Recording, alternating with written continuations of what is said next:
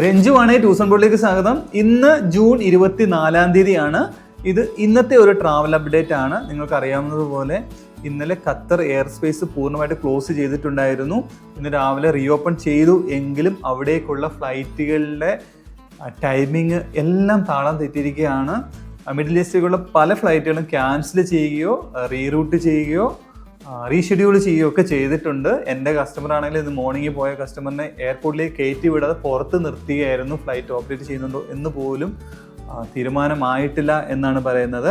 Middle ഈസ്റ്റിലേക്ക്, അതായത് Kuwait, Qatar, Oman, Bahrain, UAE എന്നീ രാജ്യങ്ങളിലേക്കോ അതുവഴിയോ പോകുന്ന എല്ലാ പാസഞ്ചേഴ്സും എയർലൈനുമായിട്ട് കോൺടാക്ട് ചെയ്യുക, അല്ലെങ്കിൽ നിങ്ങളുടെ SMS നോക്കുക, മെയിൽ ID കൊടുക്കുക. നിങ്ങൾ ടിക്കറ്റ് എടുക്കുന്ന സമയത്ത് കൊടുത്ത മെയിൽ IDയും മൊബൈൽ നമ്പറിലേക്ക് SMS മെയിലും വന്നിട്ടുണ്ടാവും. അല്ല, ഞങ്ങളെപ്പോലുള്ള ട്രാവൽ ഏജൻസിയാണ് വഴിയാണ് നിങ്ങൾ ടിക്കറ്റ് എടുത്തിട്ടുണ്ട് എങ്കിൽ അവരെ വിളിച്ച് റീകൺഫേം ചെയ്തതിന് ശേഷം, ടൈം ഉറപ്പാക്കിയതിന് ശേഷം അങ്ങനെ നിങ്ങൾ യാത്ര ക്രമീകരിക്കുക.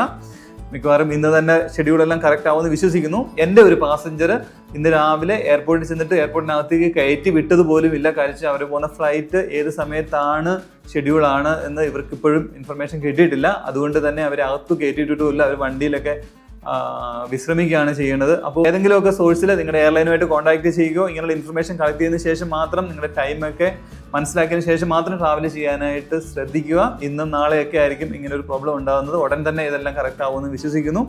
അപ്പോൾ ഓക്കെ, ബൈ, താങ്ക് യു.